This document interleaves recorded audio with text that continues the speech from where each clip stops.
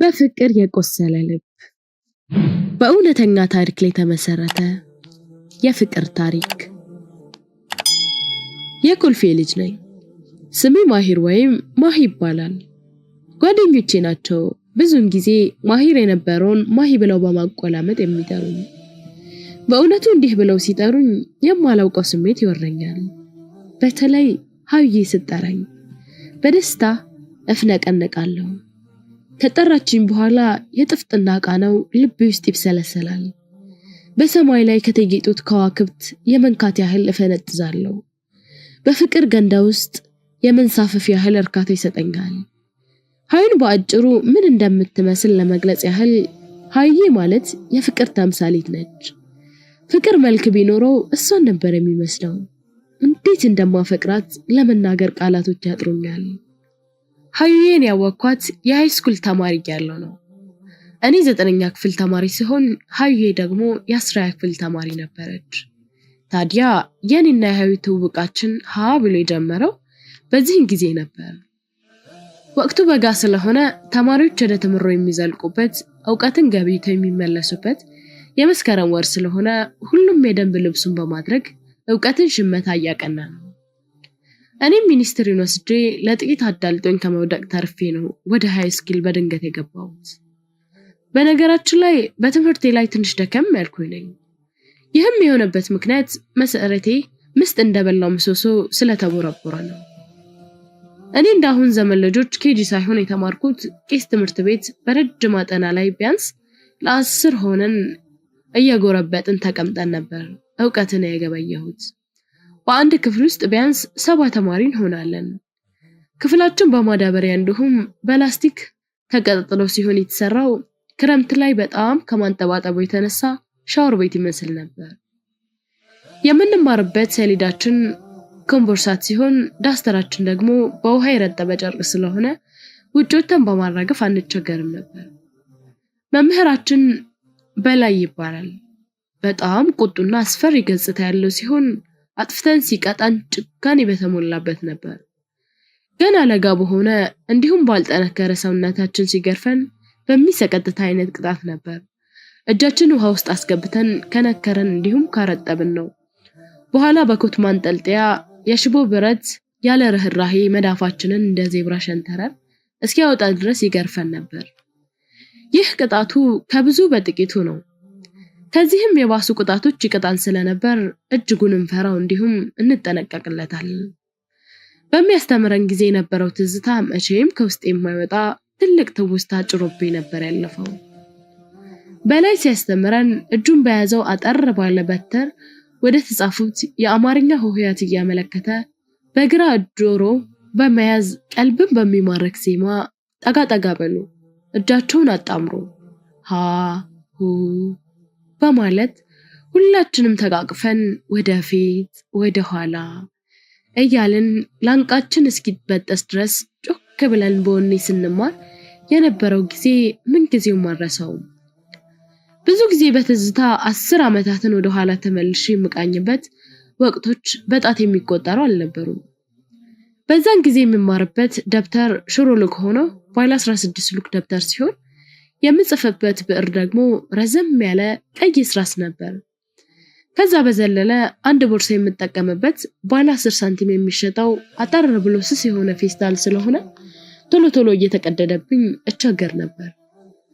ብዙ ተማሪዎች ስለነበርን እርስ በርስ ጥብቅ ብለን ቂጣችን እንደ ኮርኮንች በሚቆረቆር ወጣ ገባ ባለ ረጅም አጠና ላይ ተቀምጠን ስንማር የነበረውን ጊዜ መቼም ቢሆን አረሳውም።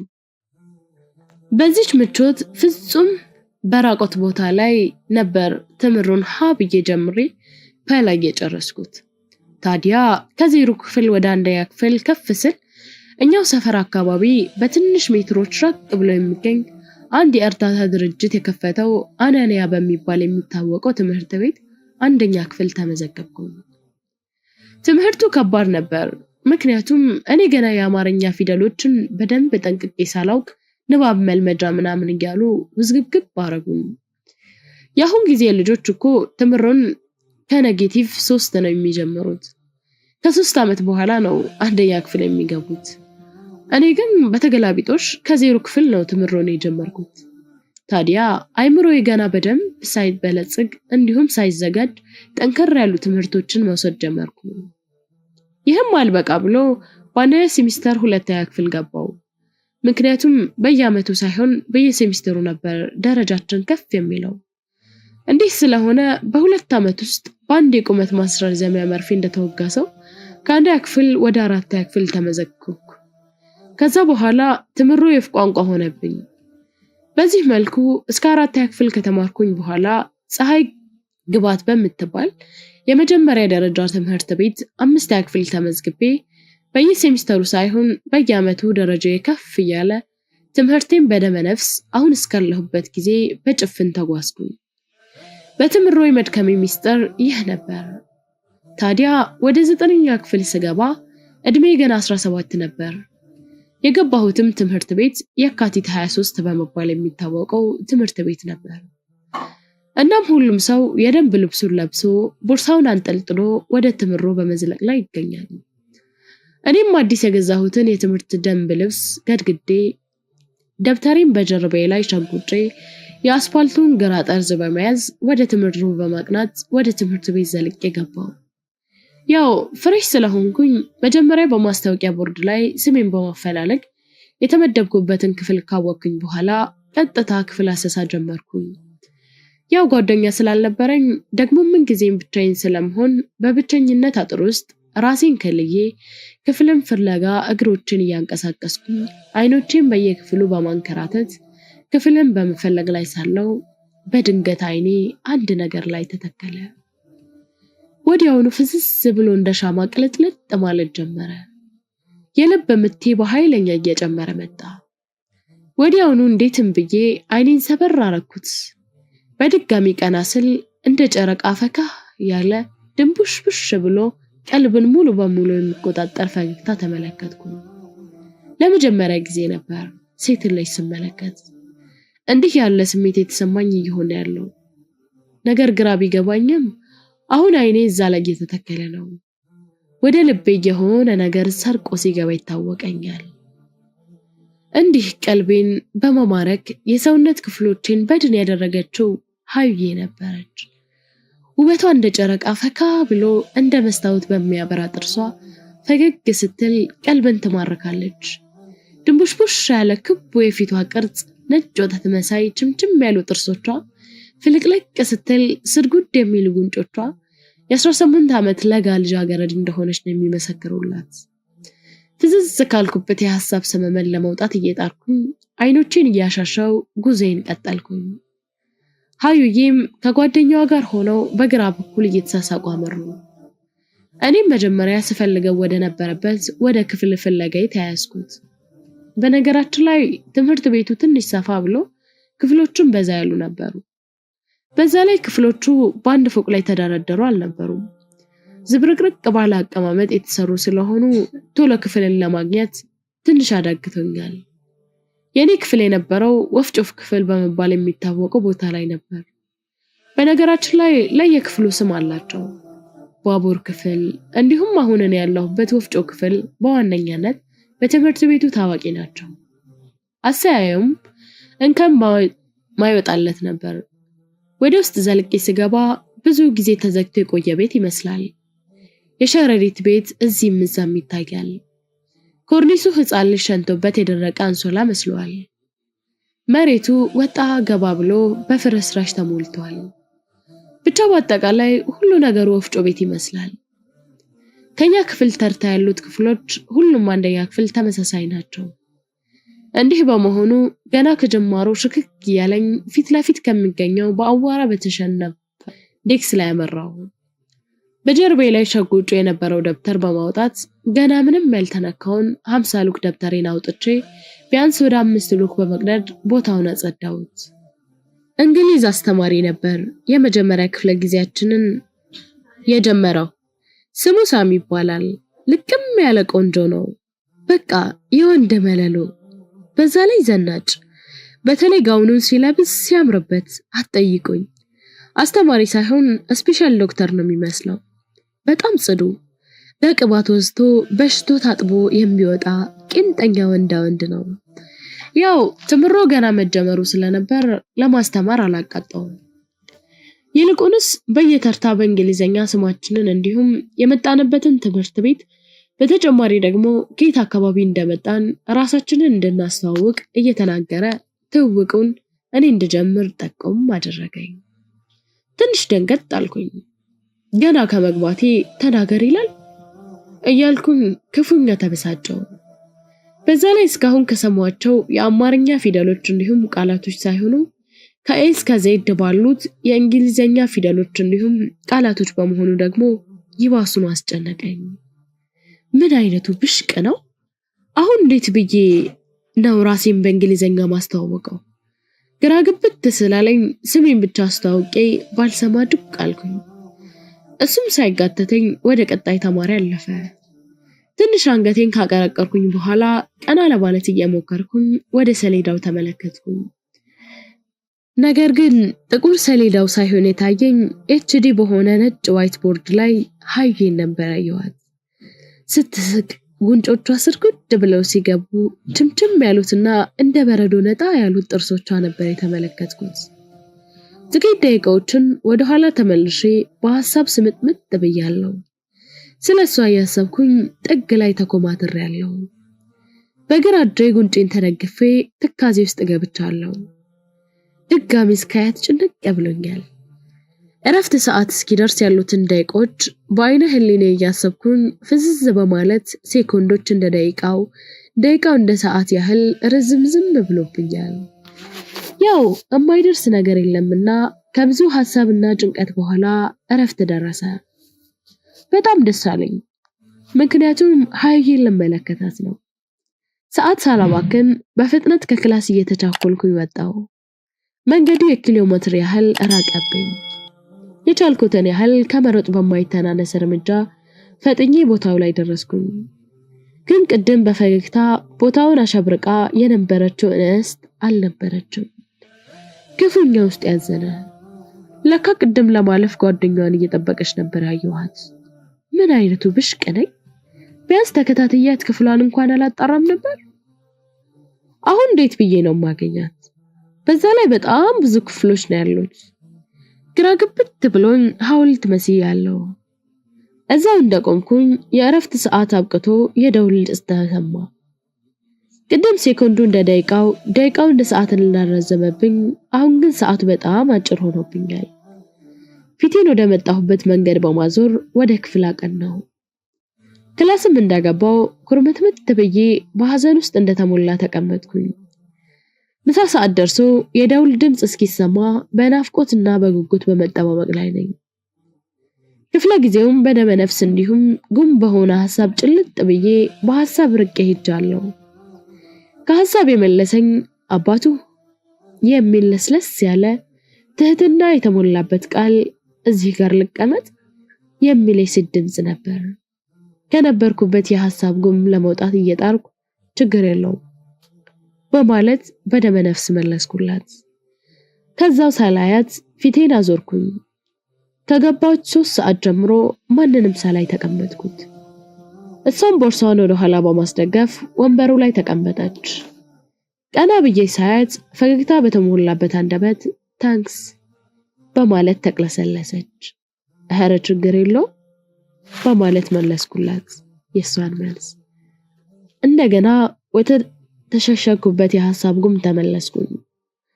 አካል እዚህ ቢሆንም ልቤ ግን ማዶ ተሻግሮ ከሃዩ ጋር ተጣምሮ ከሷ ጋር ተያይዘን ስንራራጥ ሻርባን ስጎትት በቃ ህንድ ፊልም እየሰራው ነበር። ትንሽ ሐሳቡ ለቀቅ ሲያደርገኝ ራሴን መታዘብ ጀመርኩኝ። ቆይ ግን ምን ነክቶክ ነው? አንድ አይተሃት እንዲህ በፍቅሯ ከሰከርክ ደጋግመህ ስታያት ምን ሊውጥህ ነው? እያልኩኝ የውቀሳ ውርጅብኝ አዘነብኩበት። በዚህ ማዕከል ላይ ሳለው ወዲያውኑ ደስ የሚል ጥሪ ሰማው። ለነገሩ ጥሪው ቅላጼው አምሮ አይደለም፣ በጉጉት ስለተጠባበኩት እንደ ድንገት ስለሰማው እንጂ። ተደግፌ የነበረውን ግራ እጄን ስለደነዘዘኝ ለማፍታታት 2 እጆቼን በማንጠራራት ራሴን በማፍታታት ከቦታዬ ደብተሮቼን ወደ ነበሩበት ጀርባዬ በመሸጎጥ ካጠገቤ ነበረችውን ሳልሰናበታት በፍጥነት ሀዩዬን ፍለጋ ወጣሁ። ትንሽ እንደተራመድኩኝ እርምጃዬን እየገታው እንዴት ብዬ እንደምፈልጋት ማውጣጠን ጀመርኩኝ። ወዲያውኑ አንድ ቆንጆ ሐሳብ አይምሮዬ ላይ ብልጭ አለ። ጥሩ ሐሳብ ሳይሆን አይቀርም። ለጊዜው የመጣልኝ ሐሳብ በር ላይ ቁሜ የሚወጡትን ተማሪዎች መሃል ሀዩን መፈለግ ነበር። ያው መቼስ ገብታ ትቀር። ቶሎ ብዬ ገባሁበትን እርምጃ በፍጥነት በመጨመር ቦታው ላይ ተከሰትኩኝ። አይጥ እንደምትጠባበቅ ድመት አድፍጬ ሀዩን መጠባበቅ ጀመርኩ። ተማሪው እንደ ጎርፍ ግር ብሎ በእረኛ እንደሚነዳ የበግ መንጋ እየተንጋጉ እየወጡ ነው። እኔ በተጠንቀቅ በመጠባበቅ ላይ ነኝ። ነገር ግን ሀዩን አጣኋት። ጭንቃለ በዚህ ሁኔታ ላይ ሆኜ ስጠባበቅ ቢያንስ 30 ደቂቃ ሆነኝ። ፀሐዩ በጣም ላበላብ አድርጎኛል። በተፈጥሮ ትንሽ ፀሐይ ሲነካኝ ደሜ እንደሽሮ ትክትክ በማለት ትኩስ ራስ ምታት ይይዘኛል። በዛ ላይ ቁርስ በደንብ ሳልቀማምጥ ስለወጣው ረሃቡ ከመበርታቱ የተነሳ ሆዴን ይቆርጠኝ ጀመር። በዚህ ሁኔታ ላይ ያለው ሀዩን ሳላገኛት መሄድ በጣም ከበደኝ። በር ላይ ቦርሳዬን ከዘበኞቹ ጋር ቆሜያለሁ። ቅድም እዛ ሲነጋጋ የነበረው ተማሪ አሁን ግን ወፍ የለም። ሀዩን ባለማግኘቴ ክፉኛ ያዘንኩኝ ሀዩን የማገኝበትን መንገድ ማውጣት ጀመርኩኝ። ሳወርድ ሳወጣ አንድ ሐሳብ ብቅ አለልኝ። ጊዜ ሳላጠፋ ሐሳቤን ተግባራዊ ለማድረግ እጄን ግንባር ላይ በመደቀን ፀሐዩን ለመቋቋም እየሞከርኩኝ ድካም በሞላበት መንፈስ ቀጥ ብለው ቆመው የነበሩት እግሮቼን በማንቀሳቀስ በደመ ነፍስ መራመድ ጀመርኩኝ። ትንሽ ያሁኑ በጣም አድካሚ ነው። በየክፍሎች እሷን ማሰስ ነበር ብቅ ያለልኝ ሐሳብ። ረመድ በማለት መጀመሪያ ላይ የሚገኙት የባቡር ክፍል ፍለጋዬን ተያያዝኩት። ፊት ለፊት ያለው ክላስ ዘልቄ እንደገባው አይኔን ወደ ግራ ወደ ቀኝ በማድረግ ለመፈለግ ስሞክር አይኔ እንደ ድሮ ብላክ ቲቪ ብዥ አለብኝ። ቅድም ፀሐዩ ደና አድርጎ ስለደቆሰኝ እንዲሁም ራስ ምታት ስለያዘኝ በተጨማሪ ደግሞ ከብርሃን ወደ ጨለማ ስለገባው ነበር አይኔ በብዥታ የተዋጠው። ትንሽ ቆይም ብዬ አይኖቼን በማሻሸት ብዥ ያለብኝን ነገር ለማጥራት ሞከርኩኝ። ቀስ ያለ እንደደፈረሰ ውሃ መጥራት ጀመረ።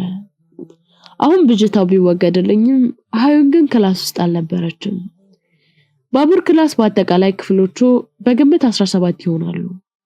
ያ ሁሉ ክፍል ስፈልጋት አጣኋት። ቁስቁል ብዬ ተስፋ በቆረጠ መንፈስ ወደ ወፍጮ ክላስ በመምራት በፈለጋትም ላገኛት አልቻልኩም። በዚህ መልኩ 9ኛ ክፍሎችን በሙሉ ስፈልጋት አጣኋት። ውስጤ እርብሽብሽ ብሎ ወደ ቤት ማምራት ጀመርኩኝ። ምናልባት 10ኛ ክፍል ትሆናለች ብዬ በማሰብ እንዴትም ብዬ የሞቴን እቤት ደርሼ ከነ ዩኒፎርሜ ክላስ ገብቼ በቡጢ እንደተዘረረ ተወዳዳሪ አልጋዬ ላይ ተዘረርኩኝ። አይኖቼ ፀሐይ ላይ ያፈጠጡ ይመስል በፈገግታ የተሞላ የውበት ብርሃኑን መቋቋም ተሳነው። ሰውነቴ በድንጋጤ ሲዝለፈለፍ ይታወቀኛል። ከፊት ለፊቴ የነበረችው እንደ እንቁ ማዕድን ሳስታት የነበረችው ሀዩዬ የኔው ነበረች። ወይኔ ስመለከታት ድንጋጤ ደስታም ድብልቅልቅ አለብኝ። ሲሰርቅ እጅ ከፍንጅ እንደተገኘ ሌባ ተርበተበትኩኝ። እንደ ሐር ለስለስ ያለ ድምጽ ከጆሮዬ ላይ አልፎ ወደ ልቤ ሰርጾ ሲገባ ከነበርኩበት የሐሳብ ጉም ዘልጌ ወጣሁ። ሀዩ ነበረች። አልጨረስክም አባቱ ብላ ያናገረችኝ። ወይኔ እንዴት እንደተደሰትኩ አትጠይቁኝ። የደስታን ጮቤ ነበር የረገጥኩት። በቃ በደስታ ጨረቃ ላይ ልቤ ስትንሳሰፍ ይታወቀኛል። በድሬ መሬት ላይ ጥላት እርበትበት ባለ አነጋገር ጨርሻለሁ ብያት ዞር አልኩላት። እንዴት ነው ቃላቶቼ የረዘሙብኝ? ሀዩም ቧንቧውን ከፍታ ከጠጣች በኋላ የምትገባበትን ክፍል በጉጉት ወደ ጎል እንደሚገባ ኳስ መጠባበቅ ጀመርኩኝ። ሀዩም 10ኛ ክፍል ነበር የገባችው። የገባችበትን ክፍል በጣም ከመጓጓት የተነሳ የክፍሉን ቁጥር እንዳይ ጠፋብኝ። ሞባይሌ ላይ ሴቭ ላደርገው የቀረኝ ነገር አልነበረም። ስለተደወለም ወደ ክላስ ገብቼ ሀዩዬ እንዴት አድርጌ መተዋወቅ እንዳለብኝ ማሰብ፣ ከዛ ያሰብኩትም በፕላን መልኩ አስቀምጬ ግቤን ለመምታት አሰብኩኝ። ፍቅር ፈላስፋ ያደርጋል ሲባል አላምንም ነበር። በጣም በሚገርም ሁኔታ እሷን ለማግኘት እንደ ኢንጂነር ፕላን ማውጣት ጀምሬያለሁ።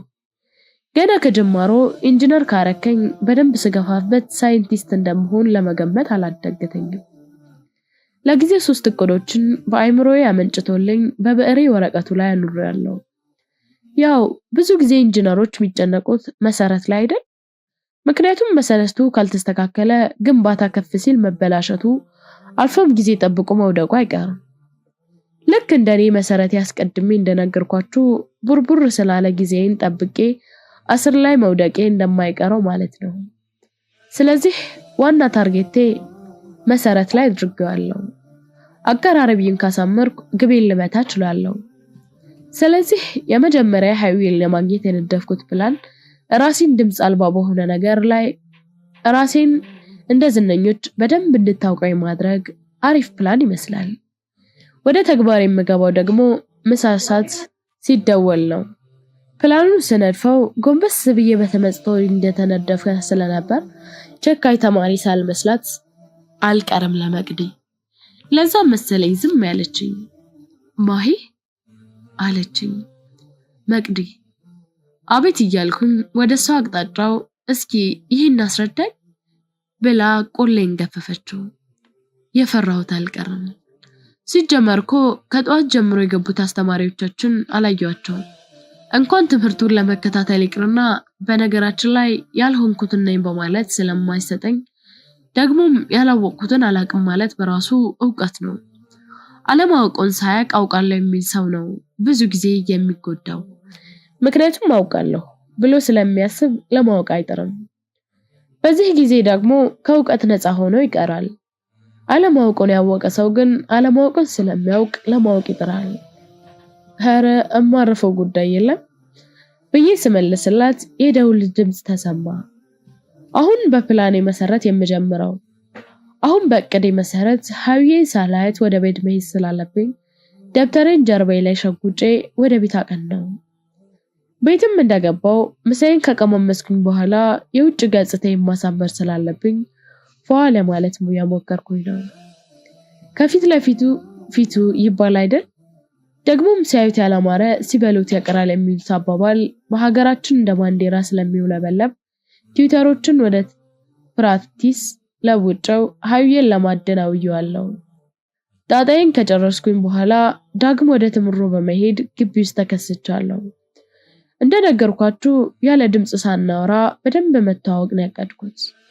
ይህ እቅድ የሚሰራው ለ2 ሳምንት ያህል ሲሆን የጊዜም ገደብ አድርጌለታለሁ። የሁለተኛው እቅድ ደግሞ 1 ሳምንት ሰጥቻለሁ። የመጨረሻው እቅዴም እንደዚሁ 1 ሳምንት በመስጠት በአንድ ወር ውስጥ ሃዊዬን ለማደን ፕላኑን አውጥቼ በማገባደድ ወደ ስራ ዘልቄ በመግባት ላይ ነኝ። ወደና ሃዊ ክፍል እያመራው ነው። ፀሐዩን ለመከላከል አጠገቤ ወደሚገኘው ጥላል ቦታ በመቆም የሃዊን መምጫ ሰዓት መጠባበቅ ጀምሬያለሁ። ከትንሽ ደቂቃ ቆይታ በኋላ ሃዊን ከክፍሏ ወጣ ብላ ፊት ለፊት ከሚገኘው ዴክስ ላይ ዱቅ አለች። አሪፍ አጋጣሚ ነው። የተቀመጠችው አቀማመጥ ወደ እኔ ጋር የተቀጣጨ ስለነበር ምቹ አጋጣሚ ሆኖልኛል። ደግሞ በቤቷ ትንሽ ራቅ እንደሚል ለመረዳት ሞክሬያለሁ።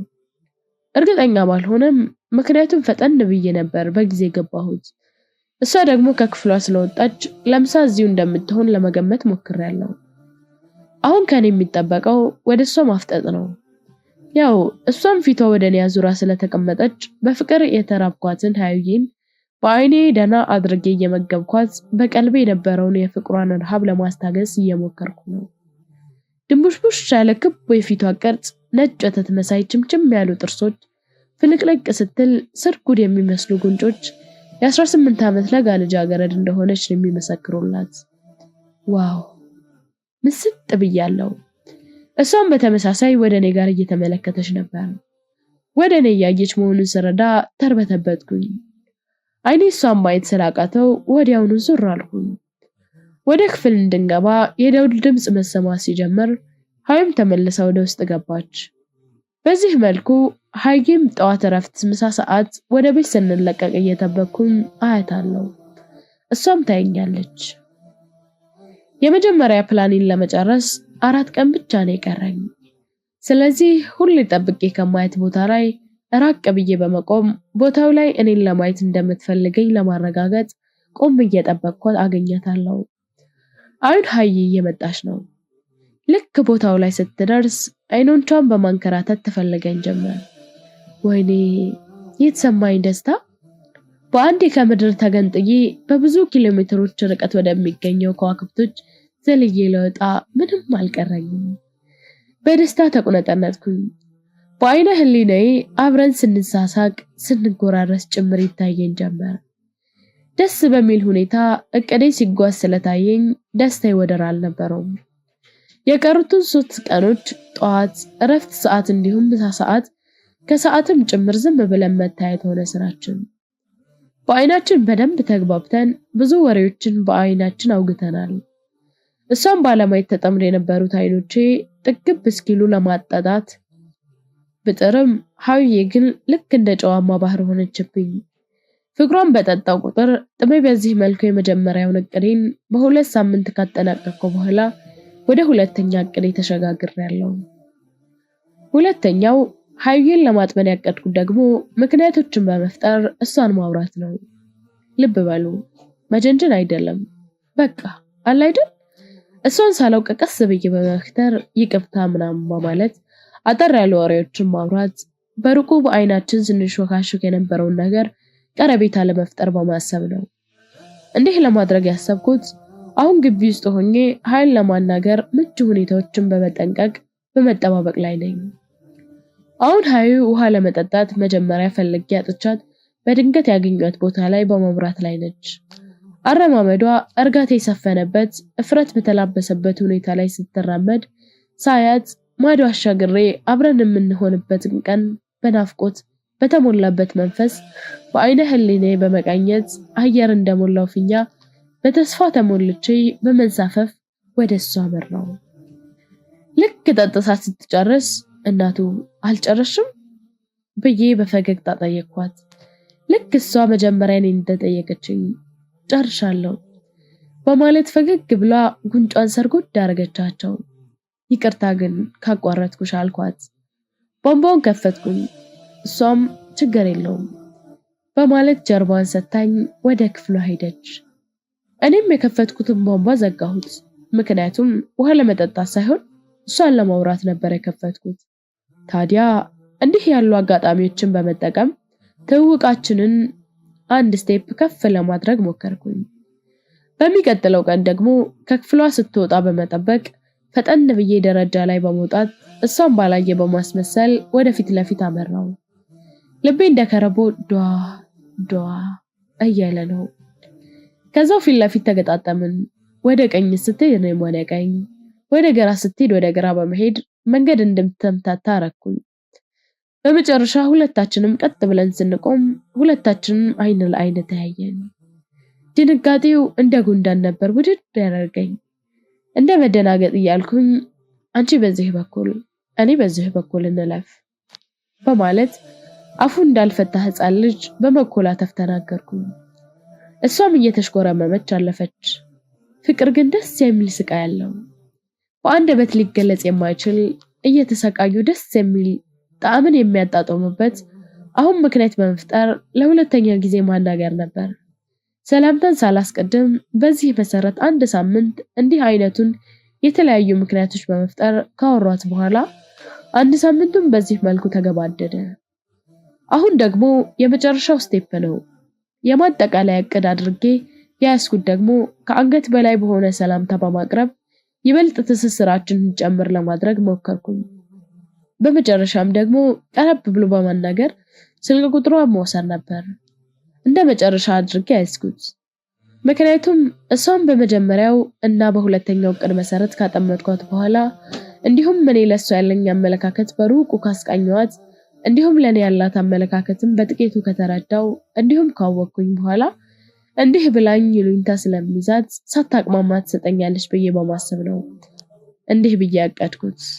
ደግሞ ያለ ሰላምታ 1 ደቂቃ የማይሞላ ወሬ ላይ ወደር የማይገኝለት ጣፋጭ ደስታ ካገኘው በሰፊው ስናወራ ደግሞ ከማር የበለጠ ጥፍጥና በውስጤ እንደማጣጥም በአይነ ህሊናዬ ለመቃኘት ሞከርኩኝ። አሁን በቅድሚያ ሰላምታ በሩቁ መስጠት በመዘጋጀት ላይ እገኛለሁ። ቆይ ግን እንዴት አድርጌ ሰላም ብላት? ገና ስታይኝ ድመት እንዳየች አይጥ ድንብርብር እየወጣ ይባስ ብሎ ሰላምታ መስጠት ትልቅ ቋጥኝ የመሸከም ያህል ሲከብደኝ ውስጥ ይታወቀኛል። ቢሆንም ግን ተራራውን ካልወጣው በተስፋ አሻግሬ ሳልማቸው የነበሩትን ነገሮች በሙሉ መና መሆኑን ሳስብ ግዴታ ዳገቱን ወጥቼ ሳልማቸው የነበሩትን ነገሮች በተግባር ለማየት በጣም ቆመጥኩኝ። አሁን ከኔ የሚጠበቀው ሀዩን ጠብቄ ሰላም ማለት ነው። እረፍት ሰዓት ላይ ሀዩ ስትመጣ ከሩቁ ተመለከትኳት። ወደኔ እየቀረበች ስትመጣ ቅድም በወኔ ያነሱኝን ሐሳቦች ቦምብ እንደተጣለበት ቤት ብትንተናቸው ወጡ። ብቻዬን ወና በሆነ በድር ላይ ድርቅ አድርገው አኮብልለዋል። ወይኔ ሀዩ ምን እየሰራሽ ነው? ወደኔ እኮ ነው የምትመጣው። ሀዩዬ ወደኔ ተጠግታለች። ፈገግታዋ አረማመዷ ሰውነቴን አርበትብተዋለች። በደመ ነፍስ ሀዩ ብዬ ፈገግ ለማለት እየሞከርኩኝ እጆቼን አውለበለብኩኝ። እሷን በፍጹም ያልጠበቀችው ነገር ስለሆነ በመደናገድም ስሜት ፈገግ ለማለት ቅንድቧን ከፍ ዝቅ በማድረግ እጆቿን እንደኔ ከፍ በማድረግ ሰላም ብላኝ አለፈች። እኔ እየሆነ ያለው ነገር በህልም የማይ ነበር የመሰለኝ። ከደበዘዝኩበት ስቃይ ማመን ያቃተኝ። እኔ ስላፈቀርኳት ነው መርበተበተው። እሷ እንዲህ ለምን ሆነች ብዬ ሳስብ ምናልባት እሷም እንደኔ ታፈቅረኛለች ይሆናል ብዬ የራቀ ግምት ለራሴ ገመትኩኝ። በእንደዚህ አይነት ሁኔታ 4 ቀን ሙሉ ሰላምታ ብቻ እየተለዋወጥን ድንጋጤውም እየቀነሰ መጣ። አሁን የሚቀረኝ 1 ቀን ነው። በእቅዴ መሰረት ስልኳን መቀበላት። ቀኑ አርብ ነበር። እንዴት አድርጌ ስልኳን እንደምቀበል ሳወጣ ሳወርድ ከቆየው በኋላ ድንገት አንድ ሐሳብ ብቅ አለልኝ። ቆንጆ ሐሳብ ነበር። ካልከሸፈ እቅዴን ለመተግበር ቢያንስ 9 ሰዓቶች ከፊት ለፊቴ እየጠበቀኝ ነው። 9 ዓመታት ያህል የቀረኝ መሰለኝ። ጭንቅንቅ ብሎኛል። የማይደርስ ነገር የለምና ከብዙ ሐሳብ እንዲሁም ጭንቀትና ቅዠት በኋላ ሰዓቱ ደረሰ። በፍጥነት ሀዩዬን ፍለጋ ከክፍል ወጣው። ወደ ክፍሏም ስትጠጋ ቦርሳዋ አድርጋ እየወጣች ነበር። ከኋላዋ እየተከተልኳት ታክሲ እስከምትይዝበት ቦታ ድረስ ተከተልኳት። ሰው ታክሲ ለመያዝ በፀሐይ እየተንቃቃ ነው። ፀሐዩ ሀዩ እንደሚደቁስ ሳስብ ደግሞ ውስጥ ያመኝ ጀመር። ጥላ ይዤ ባስጠልላት እንዴት እንደምትደሰት እኔው ነኝ የማውቀው። በጣም ብዙ ሰው ስለ ታክሲ እንኳን ቢመጣ በስንት ትግል ተገፋፍቶ ነው የሚገባው። ሀዩዬ በጣም አሳዘነችኝ። የኔ ውድ እንዴት ተንከራተችኝ። እኔ እያለሁ አስከትዬም ሁሌ እንዴት ነው እየተገፋሽ የምትሄጂው በማለት ጠየቅኳት። አዎ በማለት መለሰችልኝ። በጣም አሳዘነችኝ። በጣም ይከብዳል በማለት ሁኔታዋ እንዳሳሰበኝ ለመጠቆም ሞከርኩኝ። ሰፈሯን ስጠይቃት ወደ ሉካንዳ አካባቢ መሆኑን ነገረችኝ። እኔም የምወርድበት ቦታ እየተቃረበ ስለሆነ ቶሎ ብዬ ስልኳን መቀበል እንዳለብኝ ራሴን ባሳምነው በጣም ከበደኝ። ምንም አማራጭ ስላልነበረኝ ስልኳን ለመቀበል ወሰንኩ። ግን ስልክሽን ስላት የሆነ ምክንያት ፈጥራ ካልሰጠችን ደግሞ እቅዴ በሙሉ እንደምብላሽ ስለታወቀኝ ስልኳን ለመቀበል መሆኑን በማጠራጠርበት መልኩ ስልኳን ለመቀበል አሰብኩኝ። ግን እንዴት አድርጌ ልቀበል? ትንሽ እንዳሰብኩኝ አንድ ሐሳብ ከተፍ አለልኝ። ዋው አሪፍ ሐሳብ። ቅድም ስጋፋ ስለነበር ስልኬ እንደጠፋብኝ በማስመሰል ወደኔ ስልክ እንድደውል በማድረግ የሷን ስልክ ቁጥር በቁጥጥሬ ስልክ በማድረግ ወደ እጄ ስር በቀላሉ እንዲገባ ማድረግ ነበር። ወዲያውኑ ስልኬን ሳላስጠጣ ወንበር ውስጥ በመጣል እግሬን በመሸፈን እንደጣልኩት አደረኩኝ። ከትንሽ ደቂቆች በኋላ ኪሴን መፈታተሽ ጀመርኩኝ። የተደናገጥኩኝ በማስመሰል ሀዩ ምን ጠፍቶክ ነው በማለት ስትጠይቀኝ ስልኬን እንደጣልኩት ስነግራት ወዲያውኑ ስልኳን በማውጣት ስልክ ቁጥርህን ንገረኝ በማለት ተጣደፈች። በጣም ደስ እያለኝ ነገርኳት። ስልክ ቁጥሬን መታ በማድረግ ስትደውል ስልኬ ከወንበሩ ስር ጮሆ ጎንበስ ብዬ አወጣሁት እና በጣም አመሰግናለሁ በማለት ላደረገችልኝ መተባበር ምስጋና አቀረብኩላት። እሷ ምስጋና ያስፈልግም በማለት ልክ ቅድም እኔ እንደመለስኩላት መለሰችልኝ። ግን ለምን እንዲህ አለች?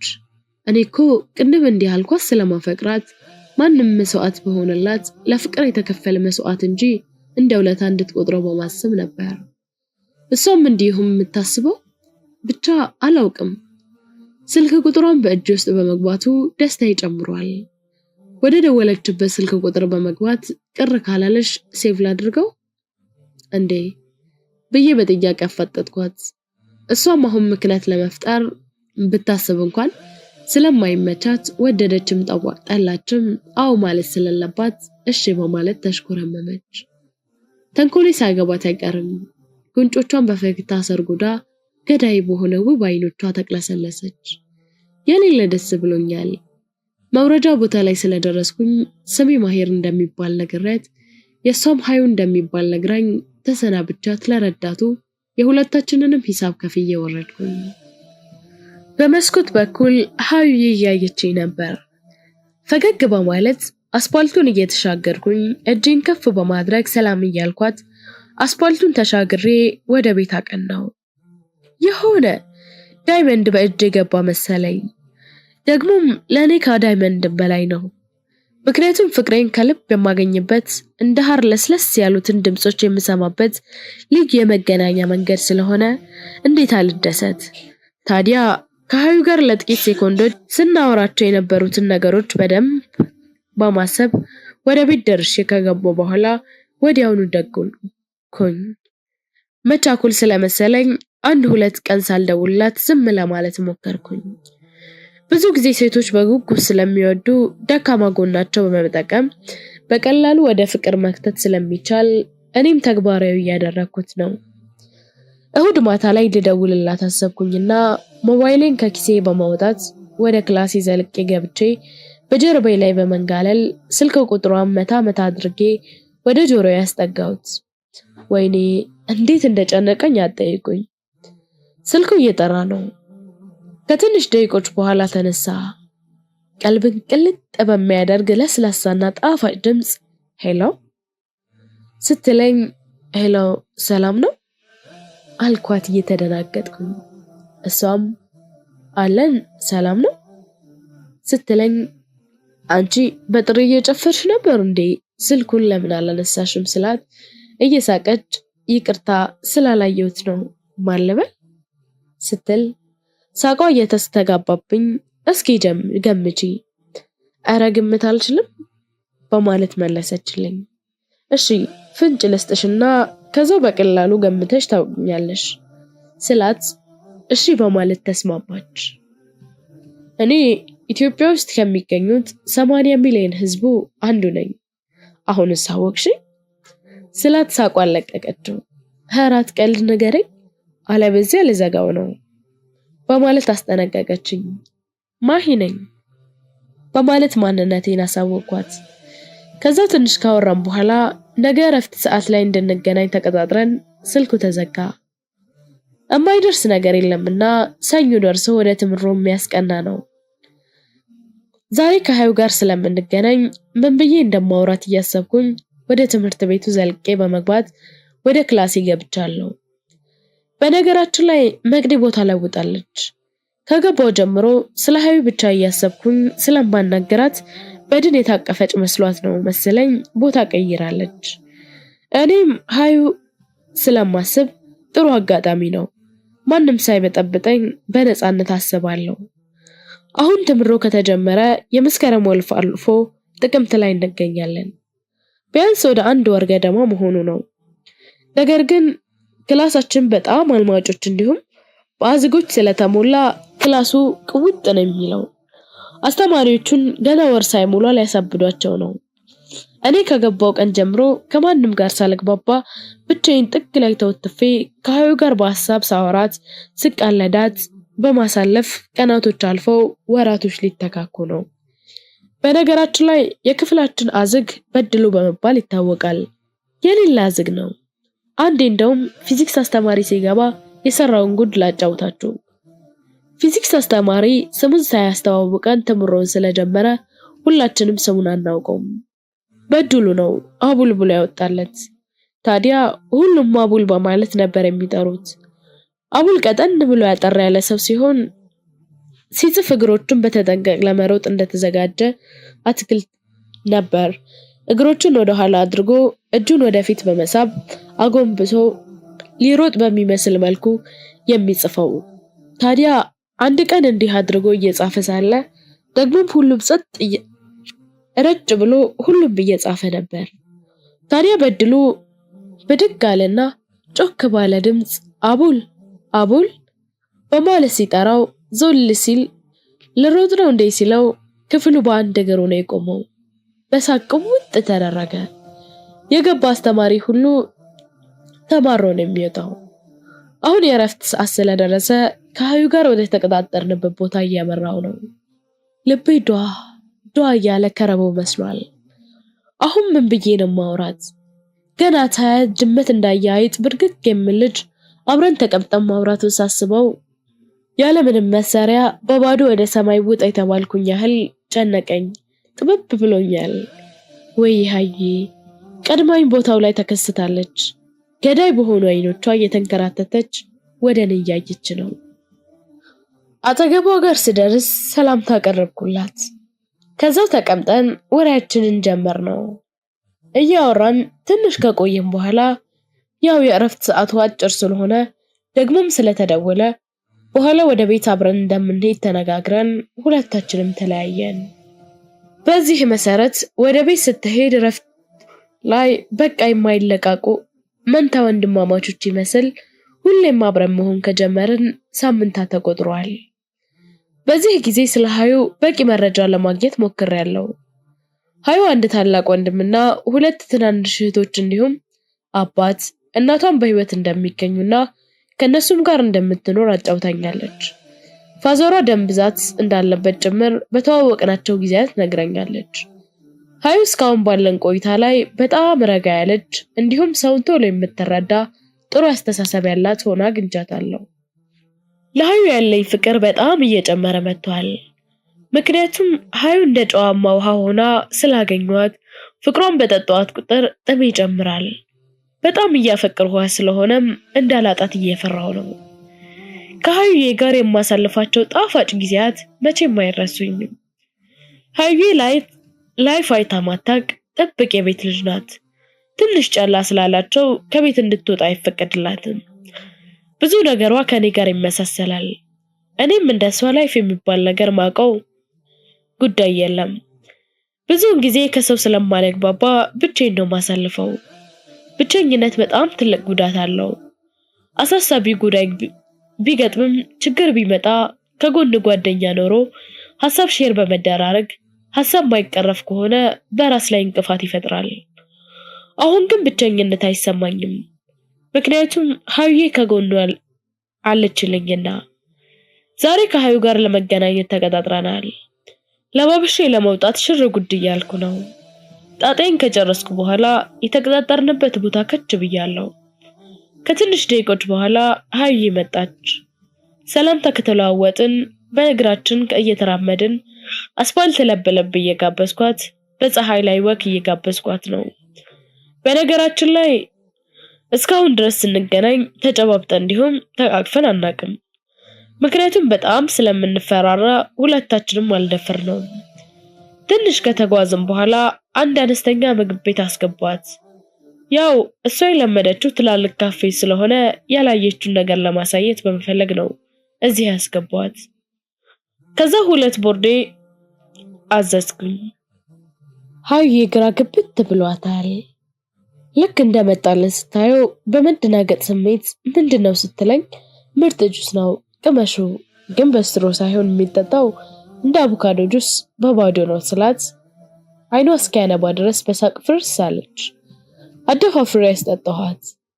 ትንሽ እሷን ለማድረግ በማሰብ ዳቦ አዝዤ የነከርኩኝ ስበላ በሳቅ ፍርፍር ብላ ሽንቷን ሊለቅ የቀራት ነገር አልነበረም። ሳቋ እያስተጋባብኝ ኧረ ሀዩ ጦሉ ጥጣሽ ጨርሽ ስላት እንዴ ለምን ስትለኝ የቆሙትን ሰዎች ተመልከቻቸው እኛን እኮ ነው የሚጠብቁት ስላት ግራ በተጋባ ሁኔታ እንዴት ስትለኝ የመቀመጫ እናም የመጠጫ ዕቃ ስለሌለ በወረፋ ነው ዕቃም በመቀባበል የሚጠጣው ስላት ኧረ ማህዬ በሳቅ ልገለኝ ነው በማለት ስትስቅ ማህዬ ያለችው ቃል ልቤን በደስታ ሰንጥቆታል። ትንሽ እንደተጨዋወትን ቤት ስለምትቆጣ ወደ ቤት ልትሄድ ተነሳን። ታክሲ ማቆሚያው ላይ ስንደርስ ታክሲውን ትተን ጢም ብሎ እንደ ጨርቅ በተጠቀጠቀው ሃይገር እንድንገባ እጇን ጎትቼ አስገባኋት። የሆነ አዝግ በማለት በፈገግ አለች። በዚሁ አጋጣሚ እንዲህ ሂዳ ስለማታውቅ ጭምቅ አድርጋ በፍርሃት አቀፈችኝ። የሰውነቷ ለስላሴ እንዲሁም የሰውነቷ ጠረን በቃ በአጠቃላይ በደስታ ሰክሬያለሁ። ሀዩዬ እየሳቀች ስትደሰት እንዴ እየሄድ ነው ስትለኝ ተንተክትኬን የሳቀሁት። ከሀይገሩ ወርደን ሸኝቻት ተሰናበስኳት። ግን እኮ እስካሁን እንደማፈቅራት አልነገርኳትም። ከመንገሬ በፊት ግን አንድ ነገር ላደርግ ወስኛለሁ። ብዙ ጊዜ ሴት ልጅ ኪሲንግ ከተደረገች ፍቅር ይዛታል ይባል ነገር፣ ግን እኔ እንዲህ አይነን ለማድረግ የወሰንኩት እንደ ሸንኮራ ጣዕሟን ከመጠጥኩ በኋላ ለተፋት አይደለም። የግሌ ላድርጋት ትስስራችንን በበለጠ እንዲጨምር በማሰብ እንጂ እንደ እንስሳ ስሜቴን አርክሼ እሷን ለመተው አይደለም። ብዙ ወንዶች አላማቸው ሴቶችን የሚቀርቡት ለደቂቃ የማይሞላ ስሜታቸው ቢሆንም እኔ ግን ከልቤ ስለማፈቅራት እስከ ትዳር አልፎም እስከ ሞት ድረስ አብረን ለማሳለፍ በማሰብ ነው እንጂ አንዳንዶች እንደሚሉት ሴት ማለት ወተት ናት፣ ሴት ማለት እርጎ ናት፣ ሴት ማለት አይብ ናት፣ በአጠቃላይ ከብት ናት ከሚሉት ሰዎች አይደለሁም። ሴት ልጅ አቆላምጠው ለምነዋት ከዛም የፈለጉትን ሲያገኙ እንደ እንስሳ እንደሚመለከቱት ሰዎች አይደለሁም። ብዙ ወንዶች እንዲህ ቢሆንም ብዙ ጥሩ እንዲሁም ለሴት ልጅ ጥሩ አመለካከት ያላቸው ወንዶች በርካታ ናቸው። ሴቶች በወንዶች የጥቃት ሰለቦች በመሆን ይታወቃሉ። ሆኖም ግን ሁሉም የወንድ ዘር እንደዛ ነው ብሎ በጅምላ መጨፍጨፉ ኢሰብአዊነት ነው። ብዙውን ጊዜ ዘግናኝ የተባሉ ድርጊቶች በወንዶች አማካኝነት ሴቶች ላይ ከመድረሱ የተነሳ አብዛኛው ሴቶች ወንድ የተባለ ከመጥላታቸው የተነሳ አባት ልጅ ወይም ወንድም እስከ መጥላት ደረጃ የሚደርሱ ሴቶች በርካታ ናቸው። ይህ ግን ፍጹም ከእውነት የራቀ ድንበር ማለፍ ነው። ምን ጊዜም ቢሆን ፍትሃዊነት ልንላበስ ይገባል። በቆሸሹ ወንዶች ሳቢያ በንጽህና የተሸፈኑት ክብራቸው በማጉደፍ ያለ ጥፋታቸው መጥፎ ነገሮችን ማሸፍ ከፍ የለብንም። በነገራችን ላይ ለሴት ልጅ ትልቅ ቦታ አለኝ። እንዲህ ስል ጉራም ከባድም አይደለም። ምክንያቱም ሴት ማለት እህቴ እንዲሁም እናቴ ወይም ሚስቴ በአጠቃላይ ቤተሰቤ ብዬ ስለማስባቸው ነው። እነሱ ላይ በደል ከፈጸምኩ ቤተሰቦች ላይ ፈጸምኩ ያህል ነው የሚሰማኝ። ሀዩን ወደ አንድ ቦታ ሰው ወደማይበዛበት በጭርታ ታውጦ የዝምታ ቅላጼ የሚዘመበት ቦታ ለወስዳት ከዛ ቀኔን ላሳካ ተነስቻለሁ። ውስጤ ላይ የፍርሃት አውሎ ንፋስ በከፍተኛ ሁኔታ ይነፍሳል። ከሀዩ ጋር ተያይዘን ቦታው ላይ ተገናኝተን ቦታው ላይም አረፍ እንዳለን አይኖቿን እያየው እሷም እያየችኝ በፍቅር ቅንፍ ብለናል። በክሴ ያስኩትን ሎሊፖፕ በመውጣት እየተነጣጠቅን ሎሊፖፑን በመምጠጥ በመላፋት ሙድ ገብተናል። አሁን ሀዩን ወገቦቿን በእቅድ እና በእጄ ይዣት ወደ ራሴ አስጠግቻታለሁ። ከዛ በቀልድ መልክ እያስመሰልኩኝ መጎሻሸሙን ተያያዝኩት። ሀዩዬ እንባ በተናነቀው ሳቅ እየሳቀች ሳያት ከጽጌረዳ በላይ ውብ ሆና ፈክታ ታየችኝ። የኔ ወድ እያልኩኝ ይህን ቀን በቅዠት ሆኜ ሳለማቸው ያለፍኩትን አሰልቺ ቀናቶችን በአይነ ህሊናዬ ሳልኩት። ነገራቶችን ደረጃ በደረጃ እያከናወንኩ ነው። በመጀመሪያ መቀላለድ፣ መጎነታተል፣ ህፃን በመሆን መሰል ተግባሮችን በማድረግ ወደ ሁለተኛው ቀኔ ተሸጋግሬያለሁ። አይኖቿን እያየው እሷም እያየችኝ በፍቅር ክንፍ ብለናል። ከማር የበለጠ ጣፋጭ ሆኖ የፍቅር ሙገሳዎችን እርስ በርሳችን እየተሞጋገሰን ተመስጠን በደስታ ተውጠናል። ሀዩ አይኖቿን ቀልበስበስ እያደረገች ጉንጯን ሰርጎድ በማድረግ በአይኖቿ እያንከራተተች ስትቅለበለብ ውስጤ መላወስ ጀመረ። ከደስታ ብዛት ዋጣት አስባለኝ። አሁን ወሬያችን ታጋኖ ርቀታችን የመነካካት ያህል ተቀራርቧል። ቅርበታችንም ለመጨመር እንዲረዳኝ በማሰብ እጆቼን እንደ ሐር ለስላሳ በሆኑት ፀጉሮቿ ላይ በማሳረፍ ግንባሯን ከግንባሬ ጋር አገናኘሁት። ፍርሃት፣ ጭንቀት ሁለታችንም እያተራመሰን አርበትብቶናል። ከላይና ከታች በቀይ የተፈጥሮ ስጋ ተውበው በልስላሴ ተዋሃደው ከንፈሯን ሳየው ከቁጥጥሬ ውጪ የሆንኩ መጣው። ከዛም ቀስ ብዬ ሰርጉድ ያሉትን የቁንጆቿን ሰርጉድ ሳምኩት። ቀና ብዬ ሳያት ፈገግ አለች። በፈገግታዋ ውስጥ ቀጥልበት ያንተው ነው የሚል ፍቃድ አነበብኩኝ። በድጋሚ ከንፈሯን በስሱ የመንካት ያህል ስሰማት አይኖቿን ጨፍና ደረቴ ላይ ለጠፍ አለች። ፊቷን ከለውት የነበሩት ጸጉሮቿን ከፊቴ ላይ ያባረርኩኝ ወደ ከንፈሯ በፍጥነት ከመሮጥ ባልተናነሰ ሁኔታ አበራው። ከንፈሮቿን በከንፈሬ እየሳምኩኝ ሩቅ ዓለም ውስጥ ገብቻለሁ። ከንፈሮቿ ከማር የበለጠ ይጣፍጣሉ። የአፏማ መዓዛው የምስኪን ያህል ያውዳሉ። የከንፈሮቿ ልህላሴ ሐርን ያስንቃሉ። የጥርሶቿ ንጻት ነጭን ያሸማቅቃሉ። በከንፈሮቿ ተደላድሎ በቤተ መንግስት ዙፋን ላይ ያማረ ያህል ምቾቷ ተሰምቶኛል። ምላሶቿ የክሬም ያህል ጥፍጥና ከተፈጥሮ ተችሯታል። መሳሳሙ እያጋለ ሲመጣ እየተሳሳምን በስሜት መርከብ ተሳፍረን ሩቅ ተጉዘናል። ይህች ምድር ለቀን በፍቅሩ ከሚናገሩት መናፍስቶች መሃል ሩቅ የሆነ ዓለም ውስጥ ገብተን በስሜት ማዕበል ከአንዱ ቋጥኝ ወደ አንዱ ቋጥኝ እየተገጨ በስሜት ድንዝዝ ብለናል። ስሜታችን እየቀዘቀዘ ሲራግብ ሲሳሳሙ የነበሩት ከንፈሮቻችን ተንቀጠቀጡ። ከባድ ስራ ሰርተው የፈጉ ይመስል ፊም መስለው ዘለዋል። ሁለታችንም በመደናገጥ ስሜት ላይ ሆነን ከቦታው ለቀን ብድግ ብለን ምንም ሳናወራ ተመለስን። ስንሰማበት እንኳን ቻው አልተባባልንም። ግቤ እየሰመረ በመምጣቱ በጣም ተደስቻለሁ። አሁን በእቅዴ መሰረት እንደማፈቅራት ልነግራት ነው። በዚህ ሁሉ ወጥመዶች ካጠመድኳትና እንዲሁም ብዙ ማገዶ ጨርሼ ካበሰልኳት በኋላ ፍቅሬን ልገልጽላት ወስኛለሁ። ከዚህ በኋላ እሷን ለፍቅር ለማብሰል በሞከር መራሯ ስለማይቀር ለመንገር ወስኛለሁ። በነገው ዕለት ሀዩን ቀጠርኳት። ወቅቱ ትምህርቱ ስለተዘጋ ምርጥ አጋጣሚ ነበር። እሷ እንዳለበላ ማግኘት የቀጠርኳት አካባቢ በጣም ብርዳባና ጭጋጋ ሆኗል። ዝናቡ ክፍ እያለ ነው። አለበገር ባይ ፀሐይዋ በዝናቡና በዳመናው መካከል እንደ ጽጌረዳ አበባ ፈተክ ብላ ወጥታለች። የእግሮቿ ጨረር በተራራማው አካባቢ ላይ ሲታዩ በጣም ያስደንቃሉ። በዚህ መሃል ነበር እኔና ሀዩ ጃኬታችንን ለብሰን ዣንጥላችንን ይዘን የወጣነው። አሁን ቦታ ላይ ደረስን። ውሃው በውስጡ ያሉትን ድንጋዮችን እያጋጨ ጥሩ ድምጽ በመፍጠር ያለማንም ከልካይ ይፈሳል። ዛፎች፣ ቁጥቋጦች በላያቸው ላይ ውሃ የተደፋባቸው ይመስላሉ። በጣም ያምራሉ። ከዛ ባሻገር ስንመለከት ተራራው ያለማንም ደጋፊ በስነ ስርዓት ተቀምጧል። በተራራው ላይ እየተሳበ የሚሄደው ጉም ተራራውን ከጧቱ ፀሐይ ጋር በጣም ውበት ሰጥቶታል። የወፎች ዝማሬ ከውሃው ጩኸት ጋር አካባቢውን እጅግ አድምቆታል። ብቻ ምን ልበላችሁ፣ ደስታን በተፈጥሮ ስራ ውስጥ ማግኘት እንዴት ደስ ይላል። ከዚያ ላይ አየሩን ወደ ውስጥ አስገብተን ወደ ላይ ስንተነፍ እንዴት ደስ ይላል መሰላችሁ። እንዲህ የተፈጥሮን ሁኔታ አስደንቀን ሳለ ሀዩዬ ማይል ለምን ይሆን እዚህ ቦታ የመረጥከው በማለት በመገረም ጠየቀችኝ። አየሽ ሀዩ፣ ብዙ ጊዜ ወደ ሰው ሰራሽ ስፍራ ነው የምንሄደው። ያ ቦታ ደግሞ ያለ ማብራት አይሰራም፣ ያለ ሰው ኃይል አይንቀሳቀስም። ትንሽ አደጋ ከደረሰበት ከነሰዎቹ ያደጋው ተካፋይ ይሆናል። ይህን የተፈጥሮ ቦታ ተመልከቺ።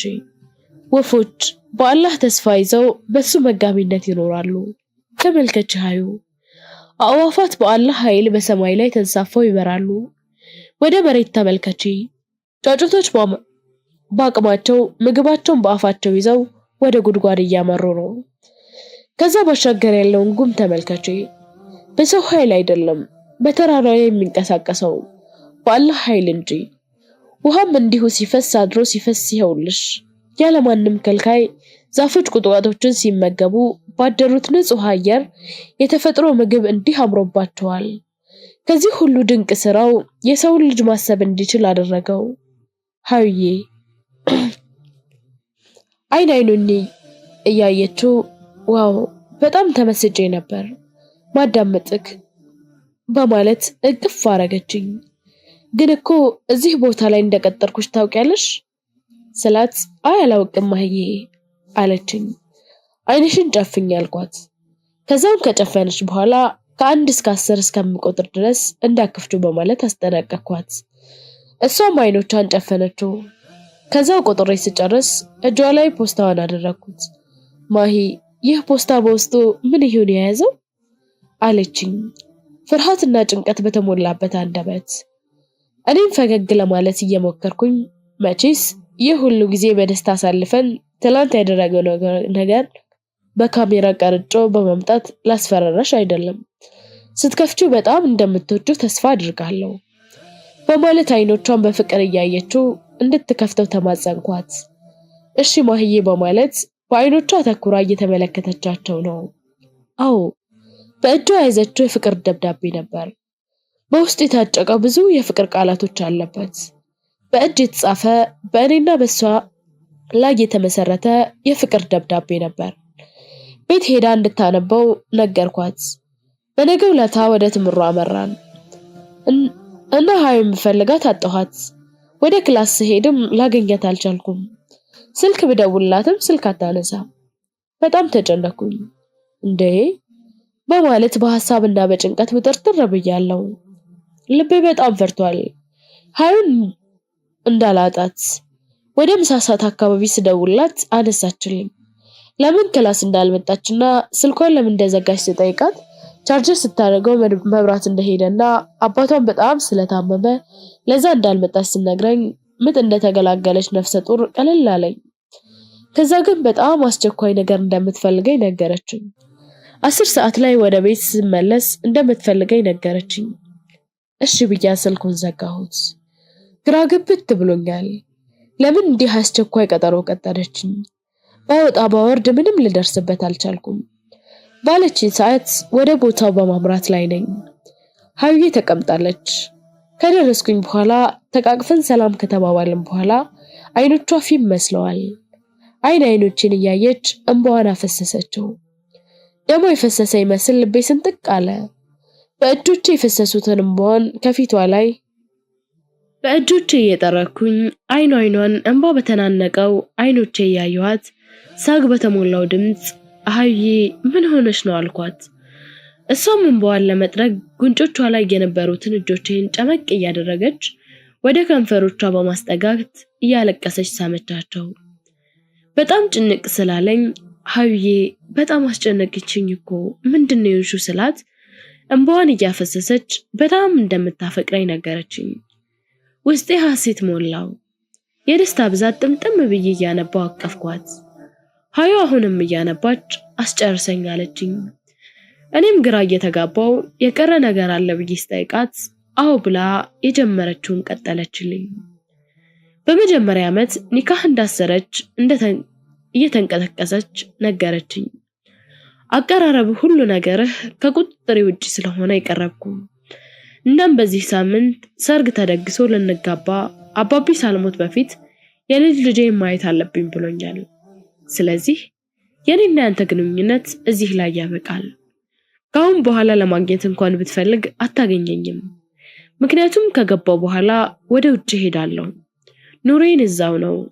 ካሁን በኋላ የኔ ንግግር ሳትጠብቅ እያለቀሰች ሄደች። እዛው ፍዝዝ ብዬ እንደደረቀ ሐውልት ቆየው። ፊቴን ብርሽሽ ብሏል።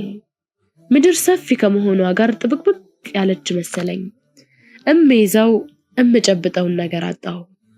እንዴት አልጣ ያ ሁሉ የለፋሁለት ፍቅሬ በአንድ ጊዜ ገደል ሲገባ ሳይ በቃ እሷን ሳጣት ከዛ በኋላ ሁሉም ነገር አስጠላኝ፣ ደስታ አራቀኝ። የኔም የህይወት ታሪክ እዚህ ጋር ያበቃል። ተፈጸመ። ቻናላችንን ላይክ፣ ሼር፣ ሰብስክራይብ በማድረግ ቤተሰብ ይሁኑ።